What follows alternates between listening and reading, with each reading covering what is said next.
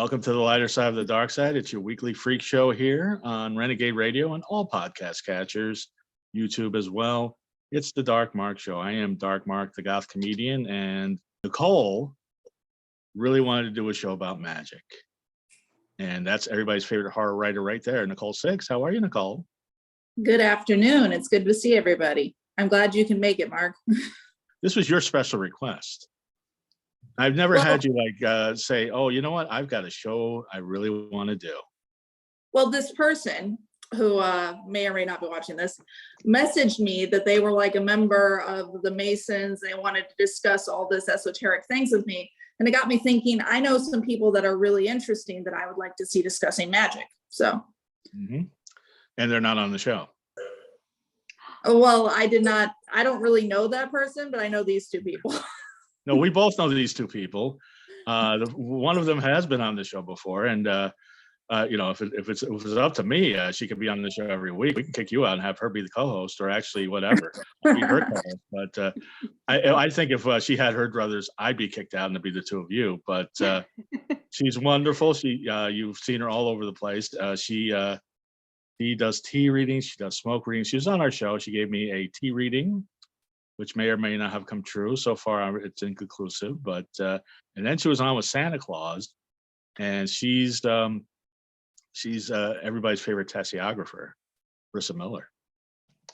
Thank you so much for having me back, Nicole, Mark. It's a pleasure to be here, and I'm so excited to be part of this exclusive group with Sal. Yeah, and I have I got my teacup. I got my green tea. I was thinking last time I saw Sal, I figured it out today. It was 4 years ago, and because I went to his store to get some sage when I moved into this apartment. Oh, wow! Apparently, it's done me wonders because I'm still in the apartment. I can still pay the rent, which in LA is no mean feat, and I've lost a lot of weight. I've got a new job. I've been in a bunch of movies. The podcast is going great. I credit it all to the stage I bought at the Crooked Path. And this guy, and it's funny because I saw you, and the last time I saw you, it was like I haven't seen you in like 5 years. So I think every 4 or 5 years we get together, and it's good to see you. It's Sal Santoro, the owner of the Crooked Path.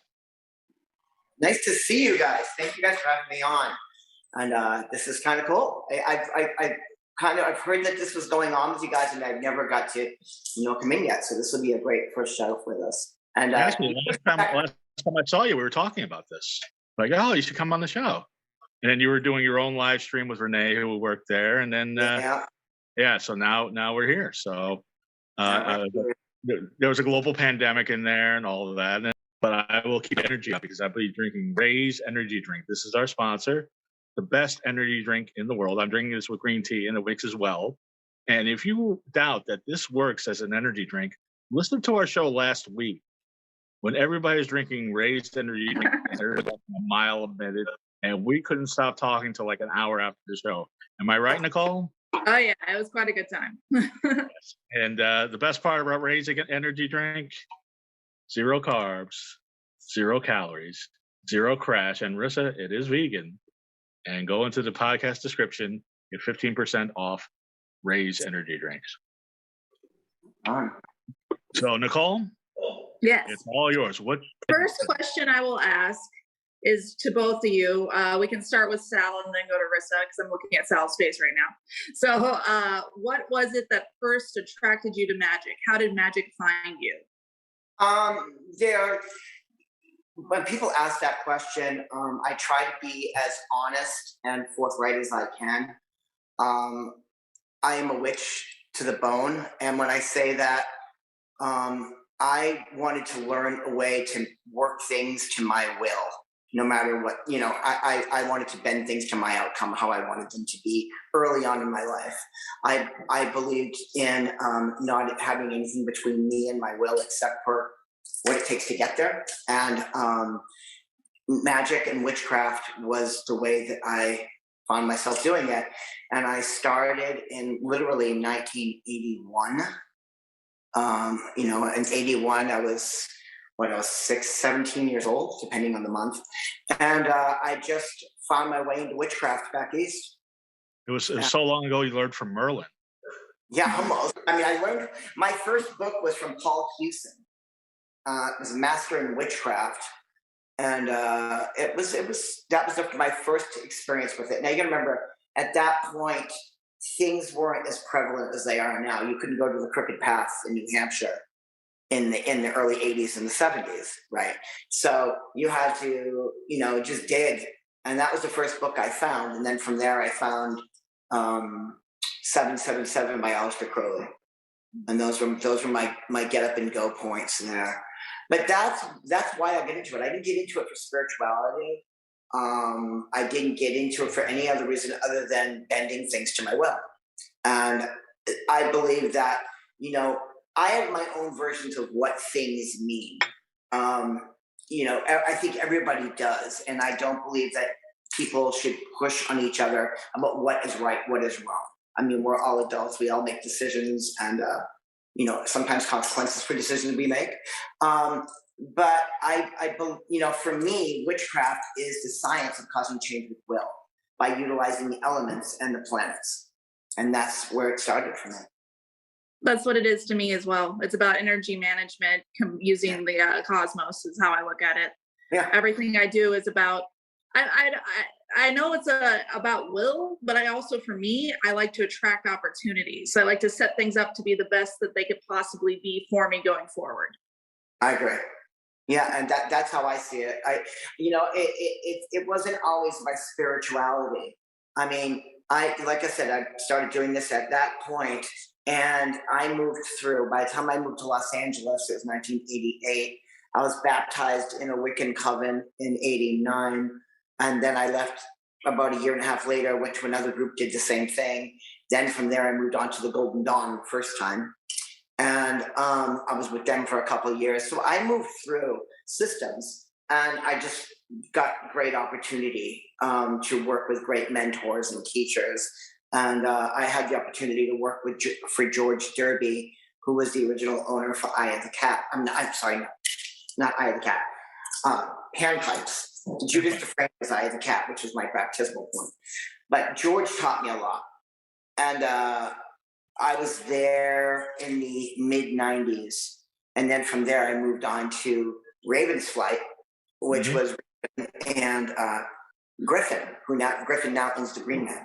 And so I did my time with them as well. But during that area, I saw different systems. I got to meet Anton LaVey before he died. I studied some of the satanic philosophy as far as Church of Satan went. I have a little bit of a background in working with the Loa and the gods of Haiti, and just kept moving around. But I never worked in it to be for spirituality. I was kind of almost agnostic. And it went that way, right up through my adult life, up into the 2000s. And when I met my wife, her family was from the island of Crete in Greece. And that's when it happened. And I went there, and I always tell people that I went there, had an experience, came home, and it was like I got donkey punched by Hecate. And she gave me very specific instructions, and I was to follow them to the letter. And what the first one was to open a store. The second was to build her a place of worship and to teach classes in witchcraft and incorporate her into my life. And now I'm a zealot. I am 100% Hecatean, and my life has just gotten better and better because of it. So the secret to any marriage is donkey punching, basically, is what you're saying. Well, from a god. Now, Rissa, the first witchy book I kind of looked into was Teen Witch. I think that's common. But how did you? Because I'm the only non-witch here. How did you get into witchcraft? I was probably born into it, really. And where Sal's tradition involves more high magic, I would say I came more from a folk tradition. The kind that's just handed down between families and small communities and recorded in handwritten books. That's sort of my background. And for me, I didn't think it was strange until I was told not to talk to friends about it. And my well, I was also I didn't look for spirituality. It kind of found me in actual spirits. And I was one of the little girls who could see ghosts, who could interact with things that weren't there or that other people couldn't see. And part of what led me into the practice of magic was trying to understand and control that, was trying to understand boundaries, was trying to understand how to manage that kind of ability. It's not always a gift, sometimes a gift, sometimes not. But I think that it wasn't so much that I went seeking as it just was always there. It was always part of me. It was part of my family. It was part of the culture I grew up understanding. And I'm trying to remember the first witchy books that I read.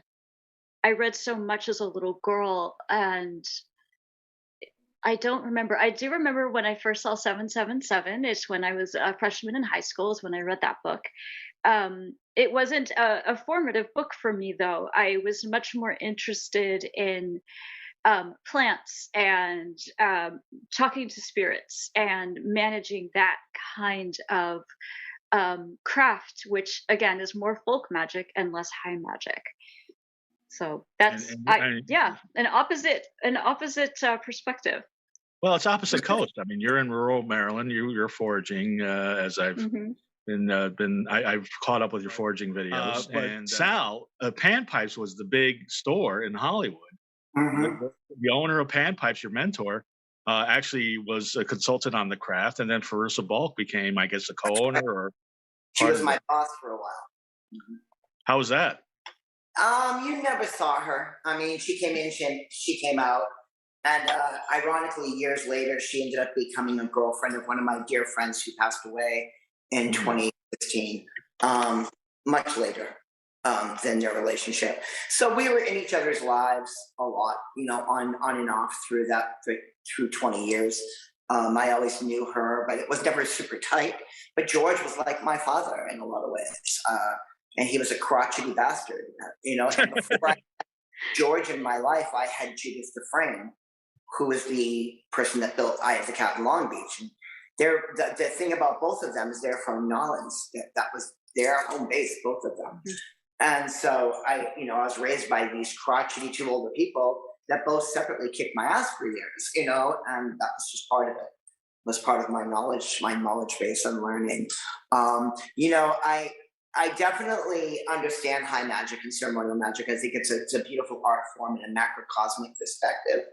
But I definitely see myself more as a witch, specifically.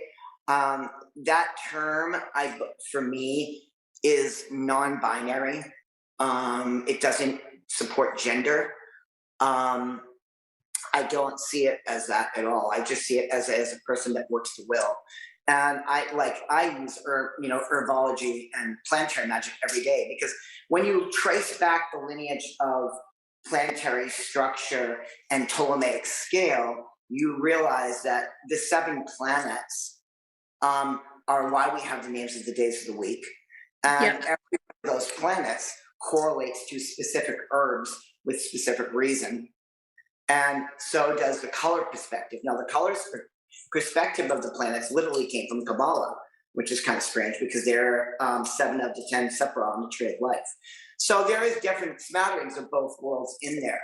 But color magic wasn't always a big part of it, I don't think, at that time, because a lot of people tell me, I'm doing old spells that are ancient and I need these candles. And I'm like, why do you need these candles if it's this antiquated type of work? And they would tell me, and I'm like, well, wax wasn't colored until 1901.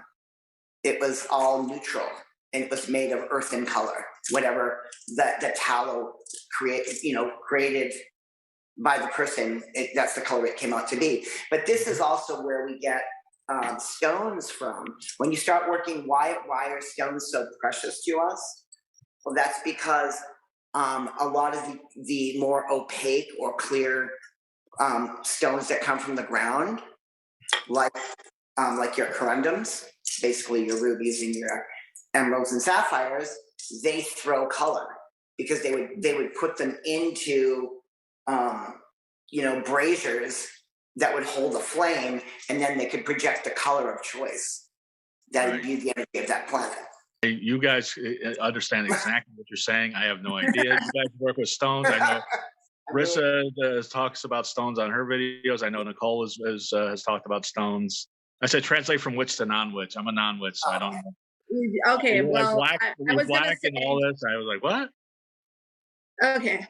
He's talking about the fact that if it was older magic, you didn't need to use the colors because before then they didn't have the colors anyway.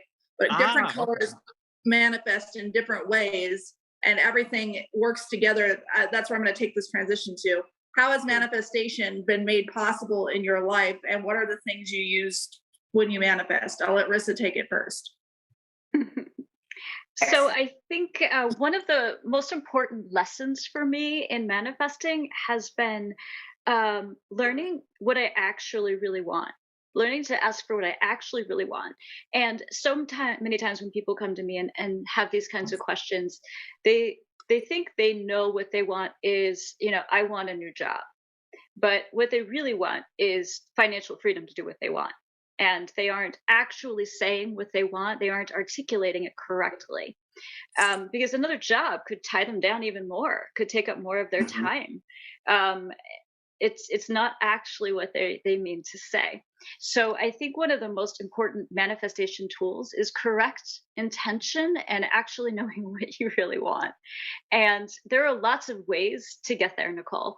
There are lots of different kinds of spell work, different kinds of action that work for manifestation.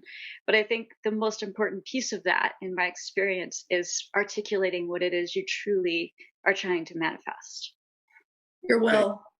Mm-hmm. Being like absolute in your will. Absolutely. And whenever you have those little shards of doubt, they slow it down. Yeah. I wish I was as enlightened as the three of you, quite frankly. A lot of work.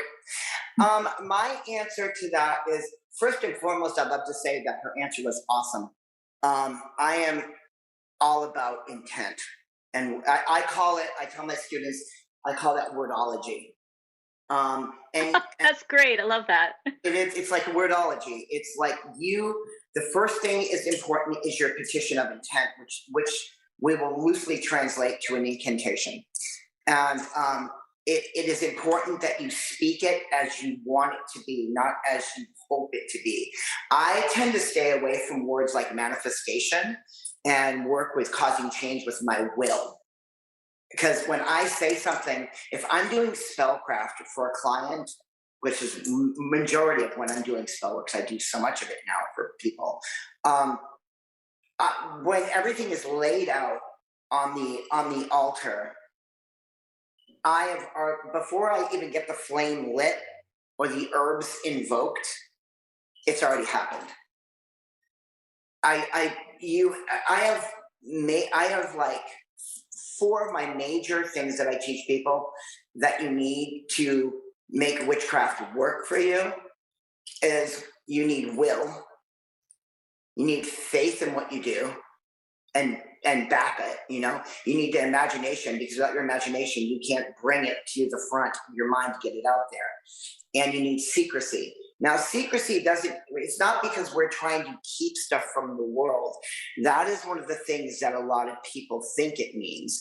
But the reason that we don't speak about our spellcraft is not to keep it hidden, but it's to keep it out of our conscious mind.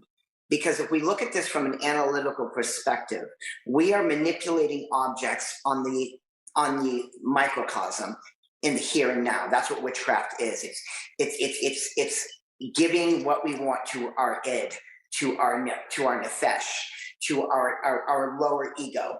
All right. When I say that, that means love, money, careers, cars, decisions in life. All the things that we do in the microcosm to give us the life that we desire is literally a microcosmic action. It's not your macrocosmic action dealing with spirituality as much. So down on the microcosm, we use objects to represent these, and then we manipulate them to cause it to react to the subconscious mind. Because in the subconscious mind, this is where things go to actually manifest. And getting that manifestation to occur is causing it to reflect in the macrocosm above, getting it into the subconscious mind and then making it produce. So if you're speaking about the work that you've done, then you're defeating your work. You need to get it out of your mind, at your front of your mind. And I have something I say in class, and I don't know if I'm allowed to swear on here. Please, we encourage profanity. My East Coast sensibility is going to come out for a minute, and I don't mean to disrespect anybody in the room. But I can say whatever you fucking want. All right, here we go. So, we use the microcosm, we use the subconscious, the conscious mind. We eat, we sleep, we drink, we shit, we piss, we fuck, we procreate, and we die. Okay, that's what we're doing down here, and bringing in the things that we need to cause these changes, whether it be a new pair of shoes to make us feel better, or a Tesla, or that house on the hill with a pretty garden, or the perfect partner, or the lover for the weekend. These are all aspects of our microcosm, our self. And this is what we do down here, because it's going to uplift us, right? And that is how I see spellcraft working. And that's why I think what she has just said about the words that you use, the way you say it, is absolutely the most important thing. It's not the candle, it's not the oil, it's not the herb, it's your words. And well, if that's the case, let me ask this question to both of you. Mm-hmm. What's the difference between law of attraction and spellcasting? Who wants to go first? Why don't you go first on that one? I'm actually. I have a lot of questions about the law of attraction, but you go first. You go first. That's a little weird, man. I don't know that. Right. So the law of attraction versus what was the other half of it? But you're saying incantations, because you're saying it has to be, you have to have the right intentions, and you have to put out what you want. Yeah. That sounds like law of attraction. Yeah. Law of attraction is putting something out there and letting it follow its course, which isn't a bad thing. To me, that is like when, and I don't mean disrespect when I say this, but that is like a vision board. Yeah. Okay. Yes, just like that. It's like a wish without a plan. Yes, and thank you so much. Her and I are a lot more alike than it looks. Because what she just said. You two are very much alike. Trust me. By the time the show ends, you guys are going to be right on. Yeah, I mean, but this is it. But that's the difference there. The vision board versus causing change with the will and bringing it together. When I do a spell, I'm not asking for it to happen. I'm telling it's going to, and I'm going to move forward and get what I want. That's my job. I don't have no fear, no guilt, no self-doubt in my magic. That's how it works. And when you do that, you have to be responsible enough to understand that what you ask for is what you're going to get. And most people don't know how to deal with the outcome of that. Well, also, sometimes the path it takes to get there isn't exactly comfortable. Like, exactly. I remember I very distinctly wanted one thing very specific.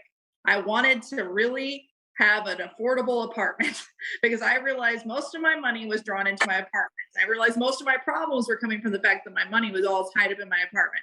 So I sent that out there, and then I went through a whole bunch of stuff, and I had to fuck up my whole life. But in the end, I have a really nice apartment, and I only pay very little for it. So I got to where I wanted to be, but I did not enjoy the journey. Sometimes the journey is going to be hell.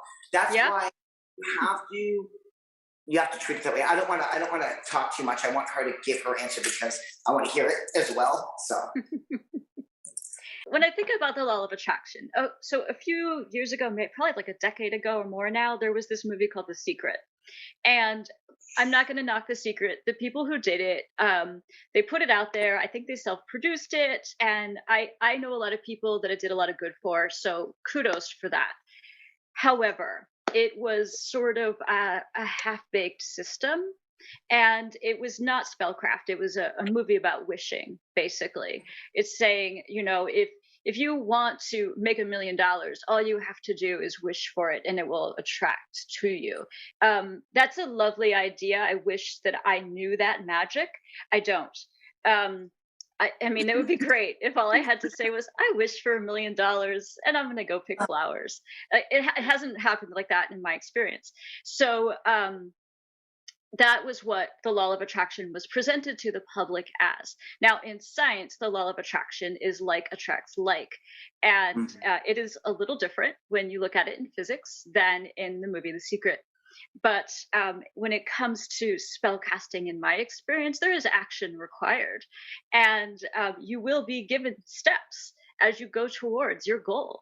And you have to choose to take them. You can't just sit on, I was about to swear. I would say you can't just sit on your Sit ass. on your ass. I'm going to swear for you. Yeah. You can't just sit on your ass when the steps are presented to you. You have to take them or you won't get where you want to go. So I think that the biggest difference between the law of attraction, the way it has been presented publicly, and spellcasting is that there's action required. That making a vision board is a lovely activity, and I know a lot of people like to do that going into a new year, or if they want to think about what they want for a new house and they put it on their pin board. That's fun. If you want to have fun, go ahead, do that. But it's not a spell. It's a pin board. I mean, that's okay, but know the difference. So, you know, it's, like I said, there's nothing wrong with it. I'm not judging people who want to make vision boards. You know, in therapeutic situations or trying to define what it is you want, that can be a really helpful tool. But as far as getting there, it's just the first step. It's not a plan. Exactly. You know, my grandmother, I never got to meet her. She died when my father was fighting in World War II. My father turned 100 years old last month. Ironically, yeah. But my grandma used to have this saying that my dad told me. It was always in Italian. And it just sums up what we just said. And I'm just going to give you the English version because I don't speak Italian. And she always would say, wish in one hand and shit in the other and see what fills up first. You know what I mean? Wishes are wishes, right? And so that's important that you said that. I love that answer.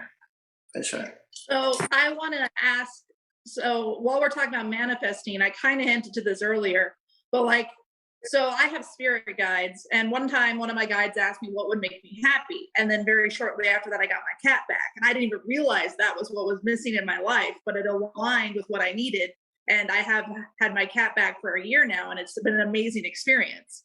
So how does Hecate or Rissa, do your spirit guides, how do they impact your life? How do they guide you in the day-to-day? I'll go first on this, if that's okay. Mm-hmm. Yeah. I'm going to put this as straightforward as I can.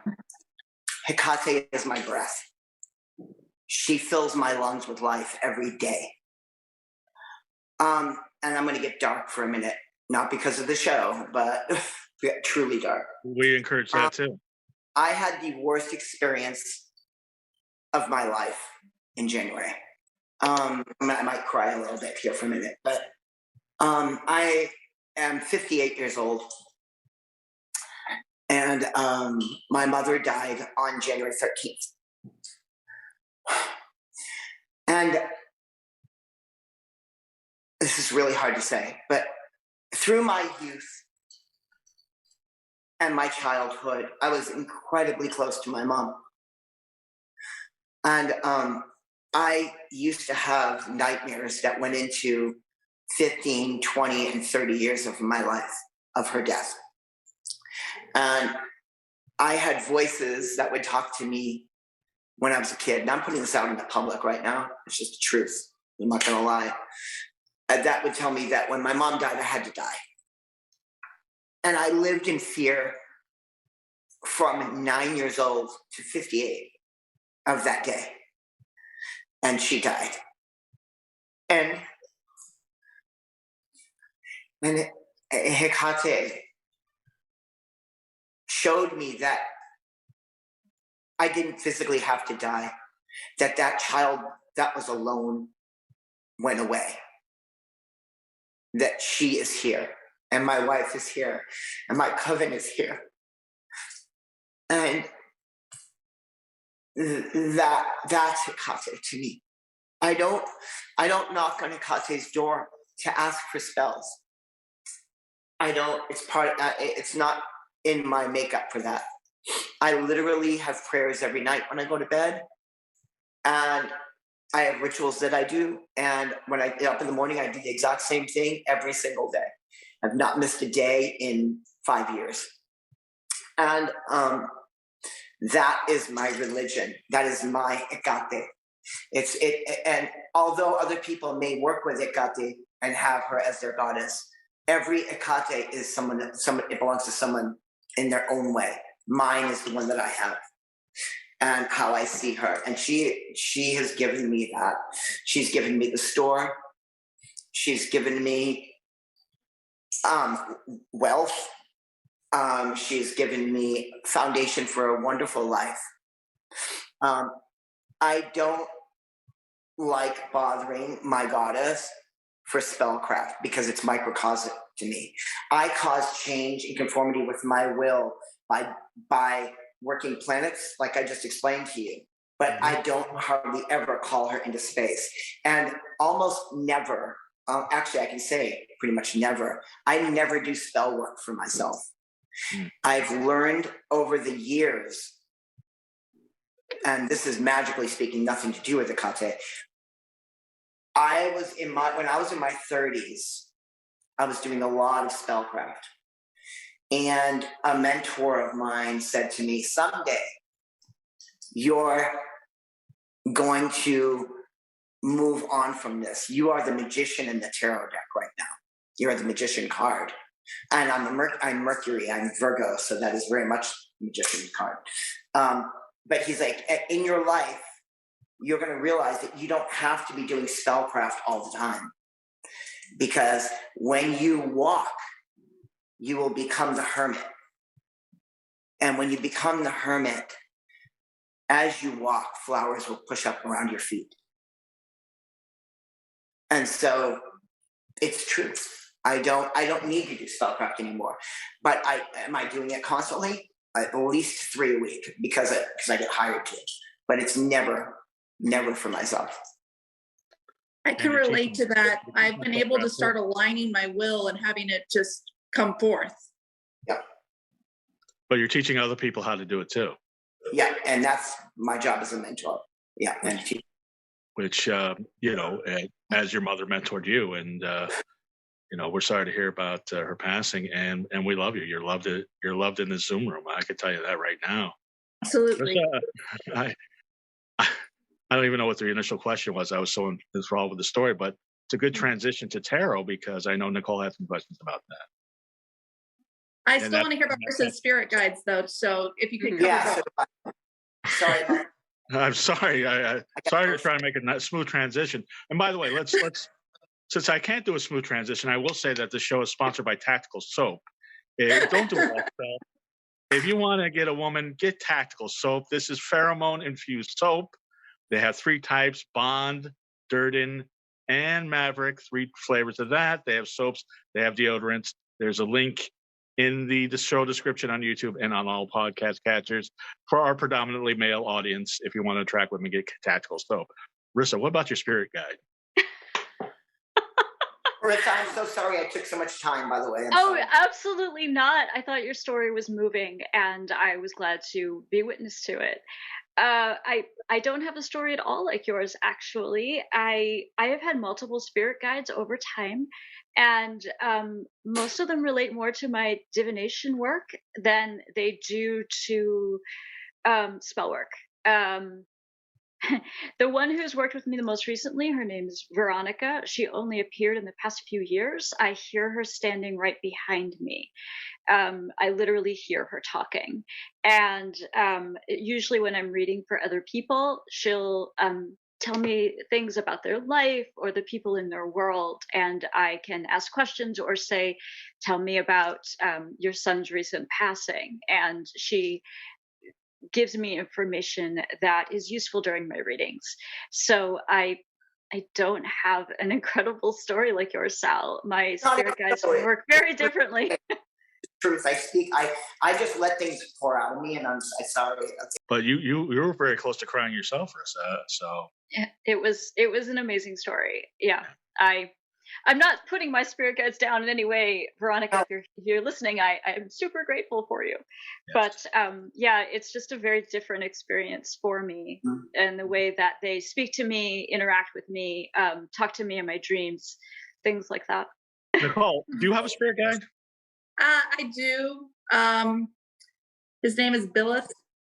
He's one of the Goetia, and I just got matched up with him. There was a time in my life where I was visited by multiple spirits, and the one that stuck around was Billith. So, And a question for all three of you: I don't have a spirit guide, or I'm not aware of my spirit guide. How do I find my spirit guide? that's a good question. It's a good question. I'm gonna let Rissa answer that because I'm very analytical and very much a Virgo. So I'm a Pisces, so we're on the opposite side. So, Mark, I think the first thing you should do is ask your spirit guide to send you a sign, something specific.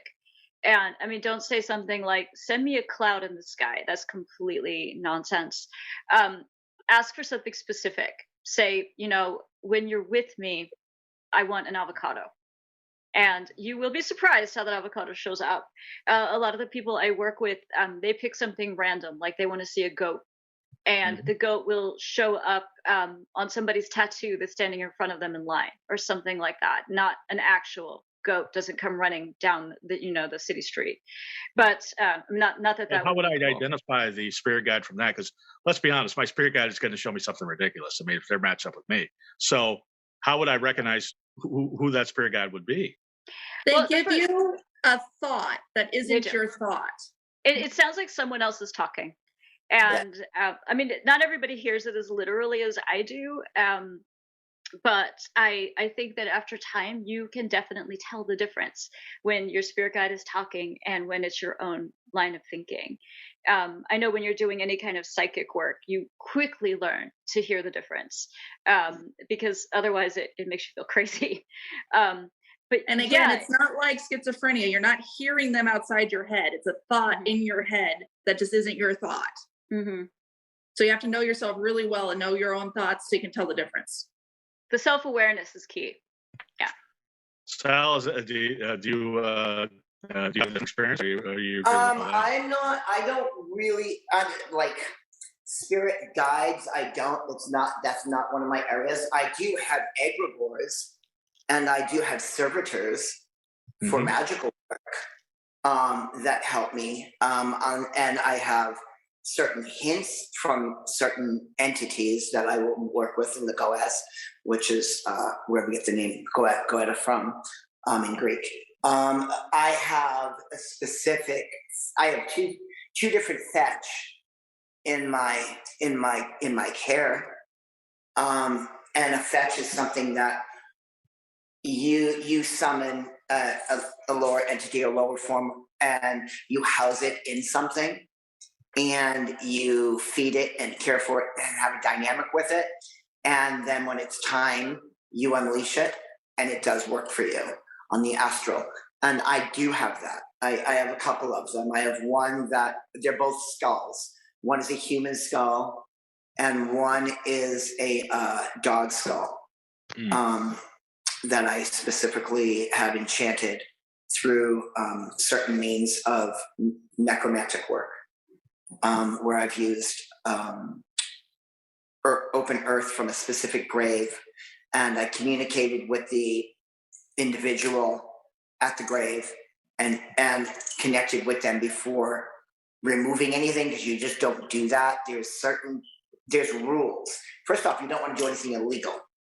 Always do things legally. You don't be like stealing. That's just wrong, and the dead are sacred, especially to who I work with. She is the mother of the dead, and the Eroi and the restless dead walk with her in the night, because all those graves out there that are in the graveyards that we see all over the world you'll always see the ones in the corners that people have forgotten. They become the restless dead. And so what I do is I create a care situation for them. I go there and I clean their space, and I put flowers there, communicate with them, leave them gifts. And then in turn, there's certain things that I could utilize that represent. And that went into a human skull. And then it's sealed. It has certain herbs in it. And then when it's time, I can call onto that. And then we have that relationship.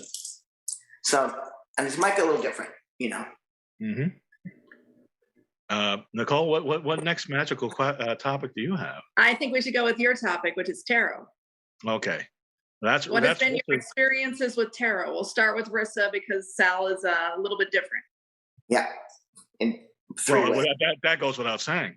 Every year. So, no, Nicole, I grew up with tarot, and I went through a phase in my teen years where I rejected it because it was a family tradition. That's when I started tea leaf reading, to be rebellious. I became a tea leaf reader. I know that sounds hilarious and really silly. What a rebel. Right, exactly. Did you grow up very religious, Rissa, by the way? Just a sidebar, because I know that Sal did. Did I grow up what? I'm sorry, I missed it. Very religious, because I know Sal did. Very religious? Yes. Like in a religious family? Like you mean like a church-going family?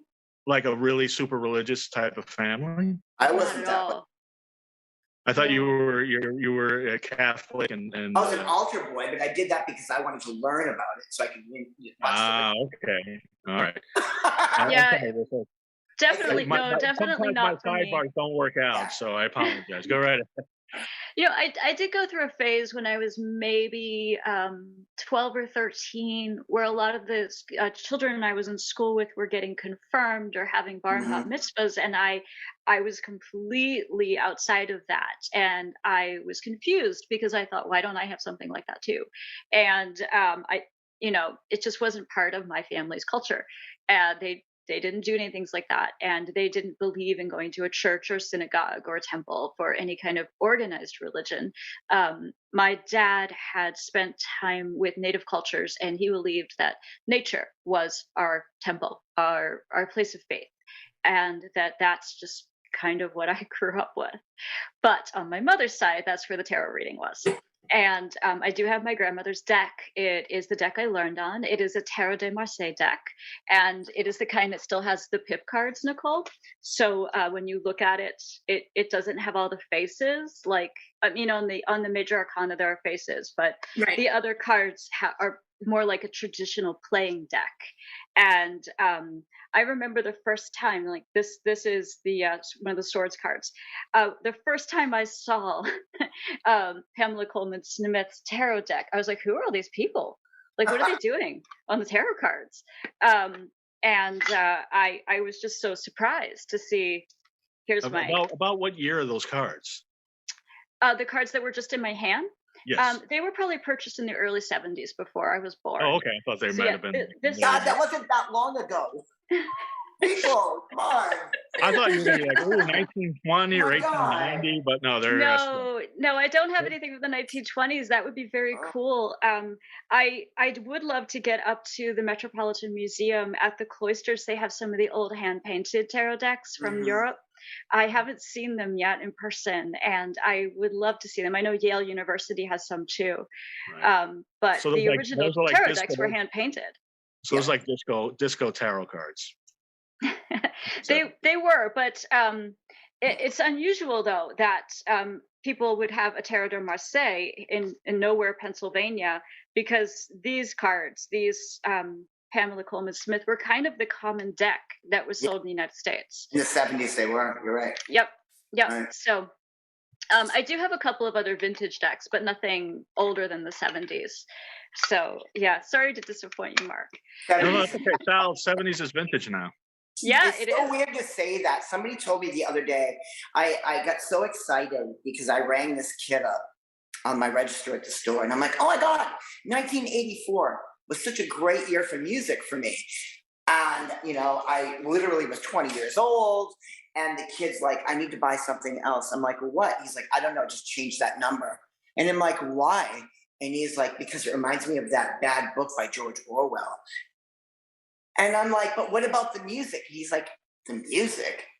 He's like, what do I know about the music? I'm like, you don't know who Prince is? And he's like, no, it's like old people music. And then he said to me, you know what, man? He's like, the 80s are further away from me than the 50s were for you. And I was like, and he's right. No, yeah, that fucked my mind up. So, it's just weird to hear that. But he's full of shit too, because of Stranger Things. He's listening to Kate Bush and Metallica. He's full of shit. Run up that hill. Exactly. But Nicole, I know you do tarot readings. I do. I'm having a little bit of a problem with it right now, because I did a tarot reading for someone, and then what I said would happen happened. But the way that it happened, I don't really want to go into details, but the way that it happened was so messed up. I thought I should have drawn a Tower card, or at least the Wheel of Fortune card, or something that would have warned them that this bad thing was going to happen. But instead, it only showed them the end result, which is they would be spending more time with their family.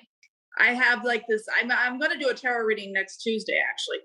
And it's going to be the first one I've done since that happened, because I was kind of like shook. I'm like, why was it not more specific? Why did it not warn them? What is the point of telling them the end result when you didn't tell them that this big thing was coming? And so I just Absolutely. By a reading? I'm always surprised by readings, and sometimes better and sometimes worse, actually, to be honest. It's that a piece in the middle that you don't always see in the cards or the tea or whatever it is you're looking at as a medium. And I think that sometimes these things have to happen in the way they're going to happen. Kind of like you were talking about how you got to the apartment, you had to go through hell. It's no different for other people. Sometimes we have to take the hard path. I do these quick Mystic Monday readings for a store called The Dark Parlor. And the last card I drew was the coyote. And the whole meaning of the coyote card in this particular oracle deck was that sometimes it's almost like there's going to be a trick played on you, and it's going to suck, but it's going to get you where you wanted to go anyway. And I really loved the card. And, when I first drew it, I was like, oh, a lot of people aren't going to like this reading.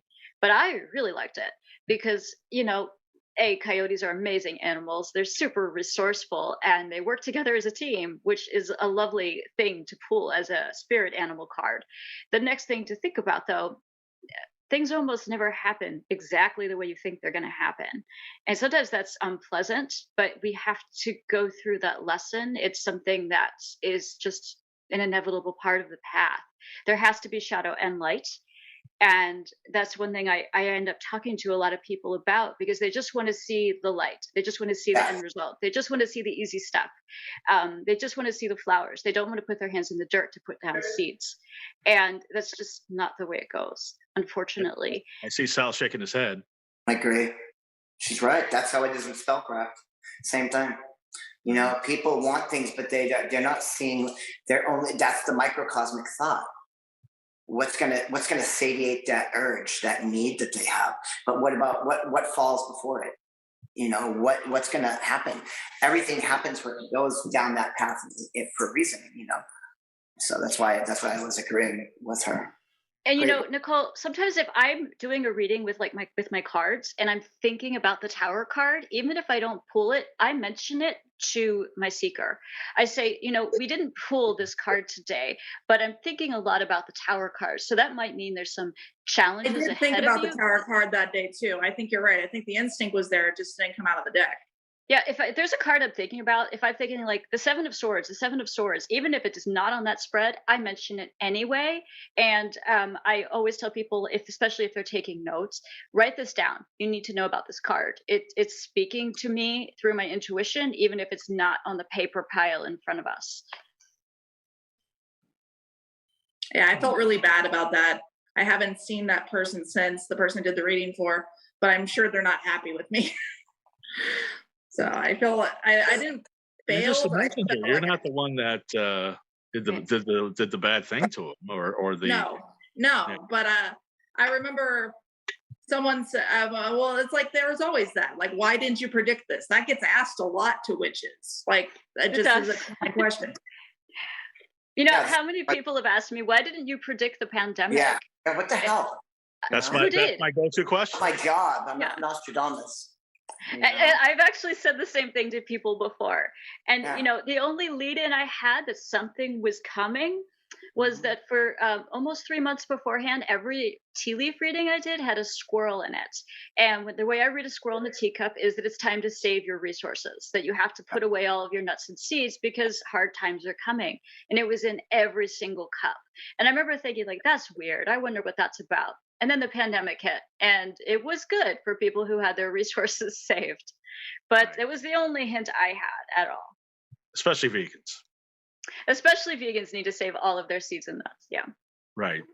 And speaking of seeds and nuts, if you're looking to relax and enjoy yourself, have some Renegade CBD. That is natural, and you get your bath bombs, you get your gummies, you get your edibles. Go to renegadecbd.com and be like a squirrel. Hoard your CBD at renegadecbd.com. Nicole, this is just went by so fast. What other questions We do you have? covered all the topics I wanted to discuss. Mark, you pick the next question. Oh, okay. Well, I want to go to the tarot, and then I'm going to go back to Sal, because Rissa does YouTube group readings every month, and I've been watching them. And how can you do a group reading to everybody that's watching on YouTube? I'm a little behind, so all the readings I saw were out of date, so obviously they don't apply to me. But do they apply to one person watching? Do they apply to everybody watching? Smoke readings too. Nicole saw the smoke reading; she loved it. But that's because there was a cat in it. Yes, there was a cat. That was a rough cat. I'm not gonna lie. I was cat sitting that cat, and it was the most devilish cat I've ever met in my entire life.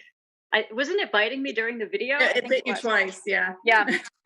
It was a By the very devilish. way, it is National Pet Day, and Trouble has joined us for the whole thing. Oh, Trouble! It's nice. Yeah, to he see asked to get on my you. lap at the beginning of the thing, and he's just been sitting here quietly. Tell Rissa how much Trouble enjoyed the Krampus. Oh, he loved it. I took a video for you. I'm sure you got to see it. He loved it. I enjoyed He still that. plays with I'm it. It's so in the- glad. Yeah, it's I'm in the really glad he closet likes with his Krampus. stuff. So when people watch your group smoke readings or tea Yes. readings, how does everybody? Are you predicting everybody's futures? One person's future? Some people's future? I do it with the world's future? intention that the people who need to find it will see it. And I can't do one reading for the whole world. It doesn't work that way. And it would be so general. It would be something like, you're going to have a day today. Good luck. But I do it with the intention that everybody who sees it is who it's for. And if someone needs to find that message, that it will be there for them when they get to YouTube or when they're randomly searching. Right. So that's sort of how I put the intention into those group readings. And also, Mark, to be honest, from a business point of view, it's so that people can meet me and see if they would like a reading from me personally as well. Okay. Do they like my style? Do they like my drawings? Do they like my presence? And if the answer to those questions is no, then I should definitely never do a reading for them. Right. Well, we like your style. We like your presence. And actually, Nicole and I texted a couple of months ago how you make gray hair sexy. I got to be honest with you. Yeah. We both agreed on that. Now, Sal, Yeah. go ahead, Sal. No. Go ahead. Oh, No, no, you're we want to know about your feelings on tarot. It's your turn. Yeah. So this is where I split off from my look. So I'm I'm a Virgo. Everything is compartmentalized. I'm very analytical about how I see everything that I do, magically or otherwise. And this is where the high magic end comes in for me. I don't utilize tarot. I own about 30 decks. I'm a store owner that sells tarot cards. Of course, I've got a bulk of things. And I bought myself that deck the other night and it just got here. which I'm very happy with. But tarot cards for me, this is where the Golden Dawn would come into play. For me, the tarot cards are a path working tool. They're not a divination tool. I was trained to utilize the major arcana because each one of them correlates to one of the 22 pathways on the tree of life. And when you meditate on these cards, it helps you path work on situations in your life. And also, when you're path working, if you're path working in these different pathways, in between them are the sephira, or the orbs, which are also paths. So there's technically 32. And those you usually establish what we call temples in each of these areas. And then we path work the card between that one and the next sphere. So that's how I see it. I've never saw it as a reading deck.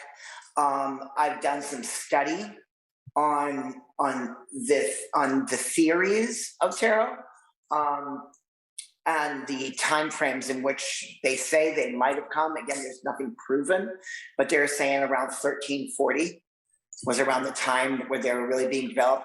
And I heard one of the coolest things I heard about the tarot cards was it was art, but it was also a way that kingdoms and kings would communicate with other kingdoms.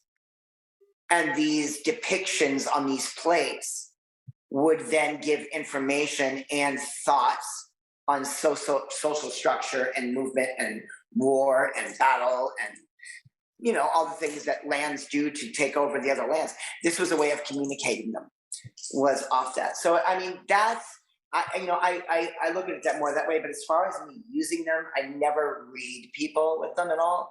I use them for my own work when I'm trying to go in.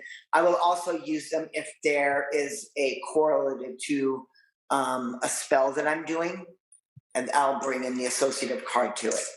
But I never use it for reading. There's so many people out there that are good. We have for here, you know, they're adept at this. This is not my field, you know, of expertise. Now, you want to know how to do spell work on someone. As you know, you've come and talked to me, and that's what I do. I'm a spellcaster. I'm not a diviner, definitely. So you guys do different things, but there's no East Coast, West Coast magic beef. It's no, good God, no. I'm from back east originally. I'm a Bostonian now. But Rissa, next time you're in LA, and I hope you're in LA soon. I know it's been a while. I would love for you to come teach. We gotta take you to the Crooked Path. I would love to come, and I would love to teach there, Sal. Yeah, you could guest read here too. We always bring in guest readers. So I would love to. If Rissa goes to the Crooked Path, or anybody in LA goes to the Crooked Path, tell them what to expect and what you have to offer there. So my store is definitely its own microcosm. When you come here, you're here for witchcraft. You're not here for the metaphysics side of things. I don't sell sound bowls. I sell stones, but stones people love them, and I use them Ptolemaically. But people come here to learn spellcraft.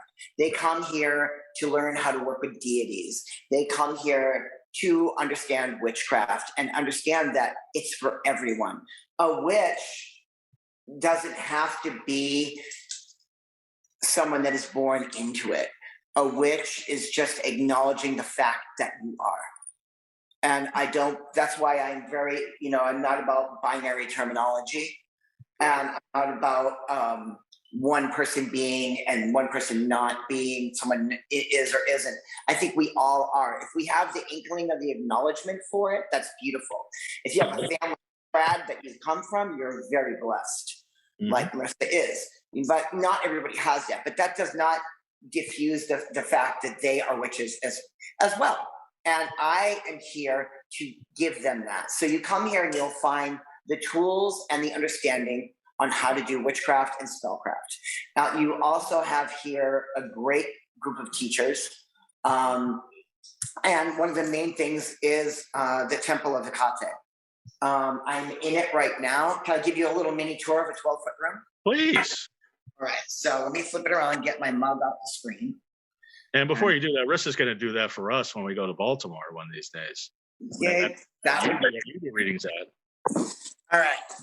So this piece here is, it took 3 years to make this. This is obviously Hecate. She's triadites or triformis, meaning she has her 3 realms intact. So when you spin her, you'll see that there's actually the serpent head. I've lost her. Where'd you go? Where are you? There you are. There you go. So there's the serpent head right there. And then on the other side, One more time. There we go. Snake skin, you've got the dog head. So this was something that Jeff Cullen made. He's the author of Liber Gasonia. And on the walls of it, you've got here the Orphic hymn in ancient Greek, which is a call to Hecate. And on this door, you have the Medea call to Hecate, which most people utilize when they're in the room. And the art on the walls is really what people want to see. So these are made by my students, all of them. This is another perspective on Hecate Triadites, or Triformis, showing her 3 realms. Right. Then over here, you've got the More, or the 3 fates, which the fates, Clotho here, the first individual, she spins the thread that is your life.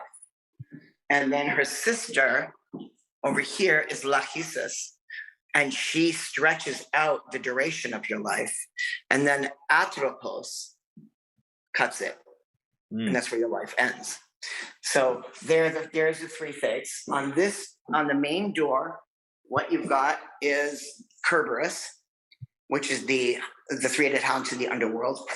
On this wall, you have the Gray, and these are the 3 sisters of Gray, and they share one eye. And as you can see, there is actually an obsidian in the eye, and the coven uses that for divining. And they share also, I can find it, one tooth, which is up on this side right there.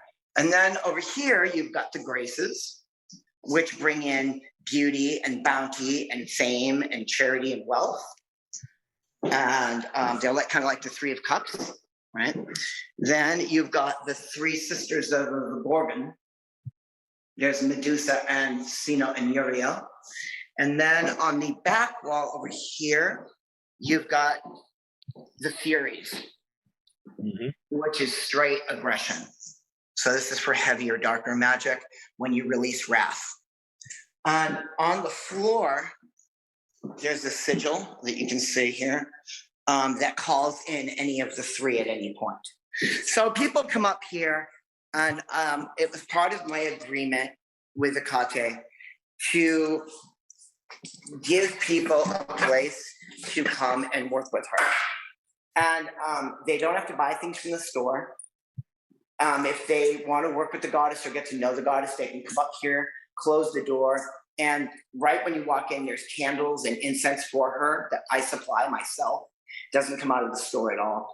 And they can leave like 50 cents or $1 if they wish to reimburse for the candles that they use, so I can put more up there. But this is a place just for a temple to worship Hecate. And that is one of the main things that we've got here. The Crooked Path is a fully functional, full-service emporium. We have one of the largest selections of raw herbs in Los Angeles. We have an entire wall downstairs with I think we've got over 300 herbs and essential oils that we sell by the dram. And we have incredibly low prices. I'm very proud of that. I was going to say, I looked at your website and I was blown away at how affordable all of your supplies were. And all I hear is how expensive LA is. And I was like, what? This is so reasonably priced. That's my job. My job is not to rate people for their spirituality. It's to give them a place to find it. And we want to, of course, keep our doors open, but we will never, ever, ever overcharge. I refuse to do that. It's very impressive pricing. I was just like, well, damn, I should buy some stuff online here. This looks great. Thank you so much. My wife has a background in corporate America. So when I met my wife, believe it or not, I was an armed security guard. I carried a gun every day. I went to my job. I was in the jewelry district. I was armed for 10 years. And I met my wife. In the jewelry district, you have to. Yeah. Oh, yeah. I carried a 40 every day. And my wife was head of sports marketing at Ticketmaster. So she was in charge of Super Bowl, NBA, and NFL. All that was her account. So that's what she did. And I came home one day and she's like, what do you want to do? I was getting tired. I had to get into a fight and take someone down. And I'm like, I want to open a witch shop and get back to my roots. And she made it happen. My wife is a wizard, no pun intended, with finance and business. And so this is which leads me to one of the last things I really wanted to discuss about the store is Popey, my wife, has watched me teach people about Ptolemaic scale magic and planetary magic. And she has taken this and turned it into tech. So she has made the first spellcraft application that you can use to actually do real spellcraft. Mm-hmm. It's all drop-down menus that tells you the planet, the color, the number, the herbs that go with it, the oils that go with it, the time of day to burn the candles and do the work. And it's all in your fingertips, and it's incredibly inexpensive to have.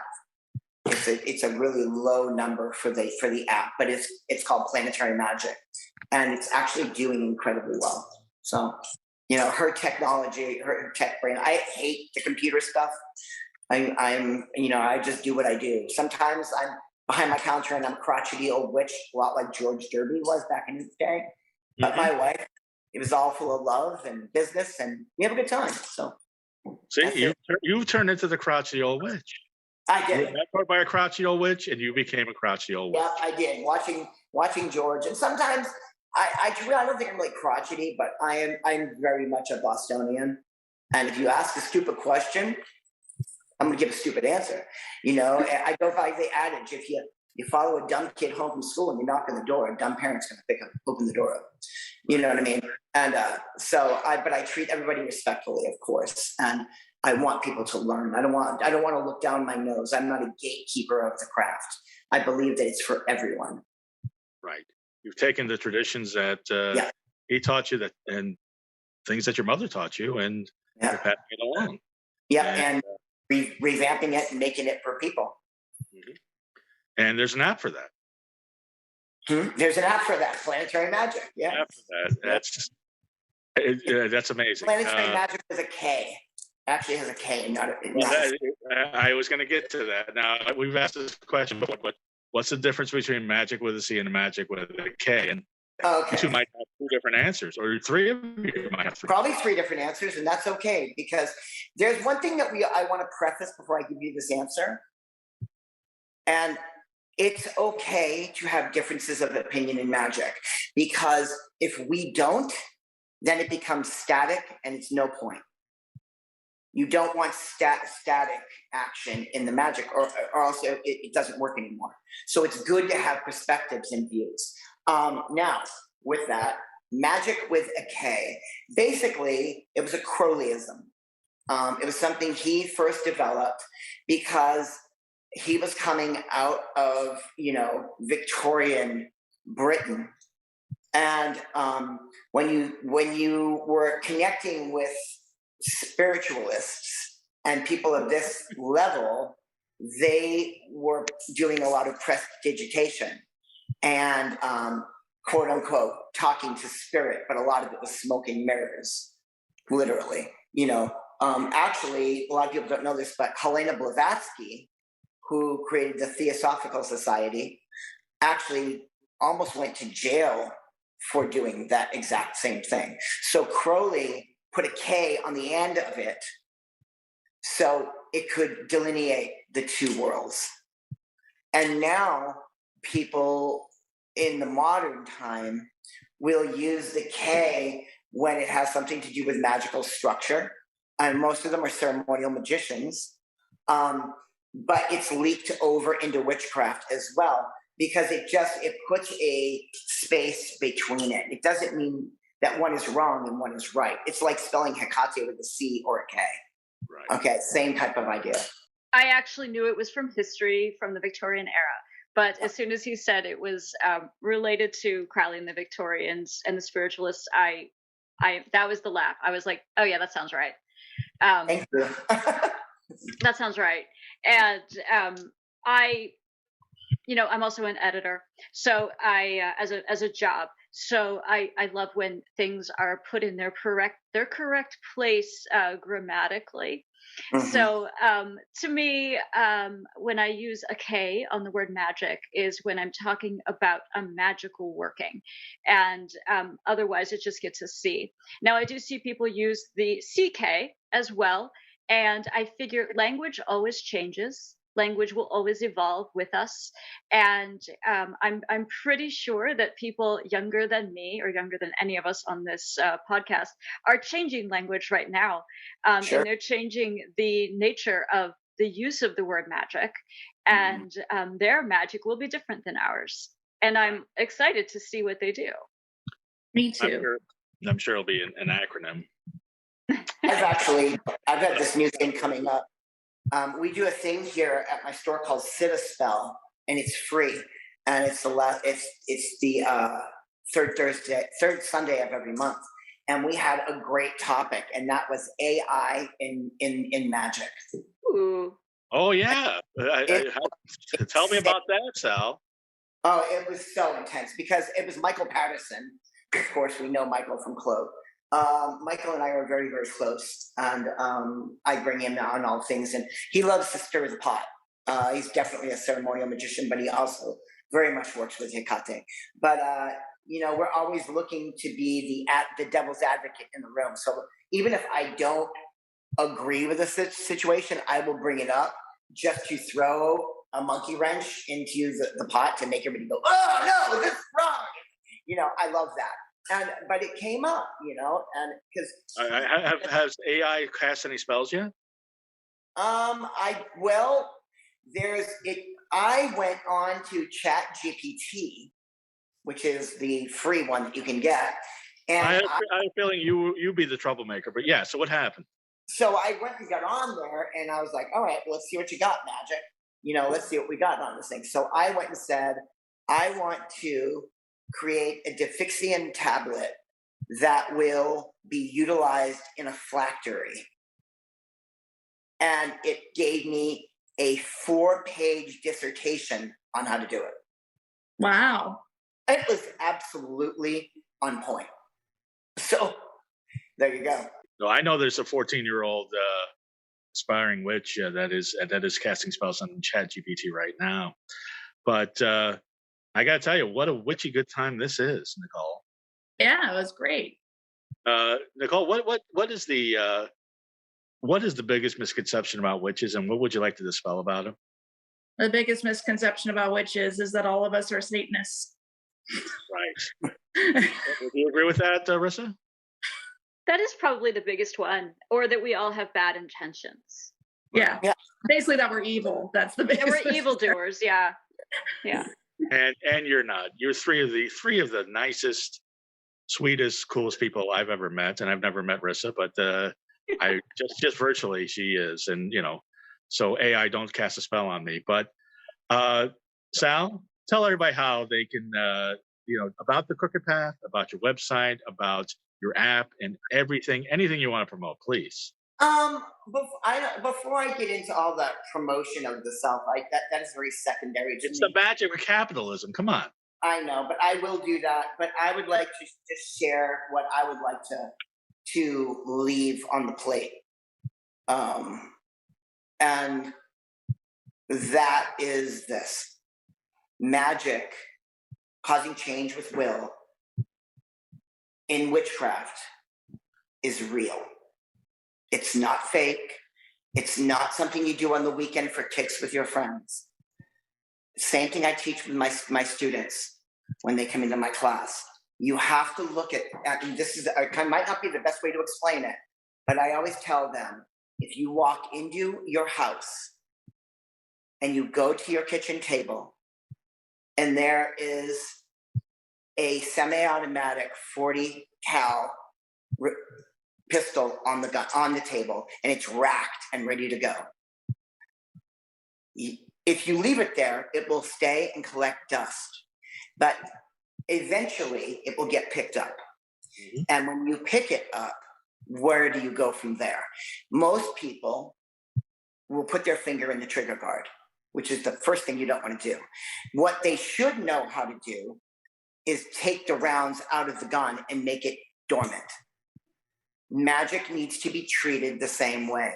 Do not think that if you're going to do this and haphazardly, you're going to call in this spirit or this entity or do this work and think it's not going to kick your ass, because it will. Magic will work, and you have to be level-headed, analytical, and think out what you do before you approach it, and read and study. Magic and witchcraft is not something you just do and then go back to your life. It's what you are. And you can't build a pyramid on something without a foundation, because it'll just fall in on itself. Mm-hmm. So that's what I would like to share. Wise words. I appreciate that. Yeah. As far as my store, it's just 2020 West Magnolia Boulevard in downtown Burbank, California, which is a really fun place to be. Nicole, I got to stop by soon, and it's Burbank. That's a part of Burbank's a cool spot. A lot of cool stores, but yours is the coolest. Great donut shop. Go to us is an ecclesia, which is a church, and they're very nice to us. We don't have wars with them. It's not like the way people imagine it to be. But yeah, we're definitely called the Crooked Path, and it is the crookedpathshop.com. And the Planetary Magic app is PLANETARY space MAGICK. You can also find links to that on all our different forms of media. You've got Crooked Path _LA, which is the store Instagram. You can get a hold of me directly if you ever you have any questions about spell work or things that you want to know. I am not someone that will ever turn people away. So hit me up on my personal Instagram. The store I don't really deal with, it's more with the retail. But you can find me at Salvatore, SALV as in Victor, ATORE _modern witch. And pop on and say hi. Rissa and all her amazing knowledge. And Marissa, you are phenomenal, and I would love to have you in my store. I would love to come. Thank you for the invitation. Such a magical being. You really are. There's so much magic here, and I'm here too. But Rissa, now you do so much. You do tea readings, you do smoke readings. Tell everybody all that you do and how they can get hold of you. You can find me at teandsmoke.com. Super simple. And I just had the front of my website redesigned, so it looks extra elegant right now. And I have those free monthly smoke readings on my YouTube channel. So smoke and tea, so that you can see what it looks like. A lot of people have never seen tea or smoke readings happen in real life. So, I invite you to check it out. Absolutely. Do you have an Instagram? I do. It's tea and smoke _by Rissa. All right, let me get this on here. Tea and smoke? Smoke _by Rissa. Yeah, the just tea and smoke was taken by somebody who sells tea. Oh, man. I want to smoke _ la da da da. I love all this stuff. I'm going to definitely stay in touch with Can't Smoke _Marissa. By Marissa or just Marissa? Just by BY Rissa RISSA. Oh, Marissa. Bye. Yeah. My full name is actually Nerissa, NERISSA, which you might know from mythology. Wow. I got you. I didn't know that. That's you learn something new every day. Rissa, we love having you on the show. I don't know, you may have put a love spell on me and Nicole, but we just love having you and love having you on the show. And Rissa, what did you think of Nicole's poetry book? I know you ordered it. Yeah, I read it quite a few months ago, Nicole, and I really liked it. I shared it on all my social media, so I don't know if that was worth anything to your sales or not, but I tried. I really liked your willingness to go into your darker feelings, and I know that that's something that poets either are willing to do or not. And I know it takes a lot of courage to put that out there, so I applaud you. Thank you. I All right. appreciate it. Actually, Nicole, why aren't your books on our shelves? You can totally carry them here. I'll get you some copies. I have to order them. I haven't got like my original publisher closed during COVID, so like I don't really have copies right now. But I'll order some and I'll Yeah, if bring you them. want to carry them in the shop, that'd be great. And actually, if you want, you can do an event here to promote it. Okay, maybe. Yeah. Thank you. I'm Goth Comedian on all social media. Everybody, have a wonderfully creepy week. Bye. Bye.